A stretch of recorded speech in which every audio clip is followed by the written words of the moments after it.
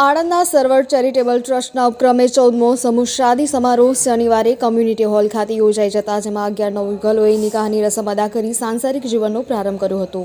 આ પ્રસંગે પીરે તરીક્ત શબ્બીર શાહ ઉર્ફે કારી બાપુ, પીરે તરીક્ત સૈયદ જલાલી બાપુ કારેંટાવાડા, પીરે તરીક્ત સૈયદ અબરાર હુસેન બાપુ અને પીરે તરીક્ત સમીઉદ્દીન હાજી સિરાજ બાવા ઉર્ફે કક્કડ બાવાએ 11 દુલ્હા દુલ્હનોને નિકાહની રસમ અદા કરાવી સાંસારિક જીવનનો પ્રારંભ કરાવતા દુઆઓથી નવાજ્યા હતા।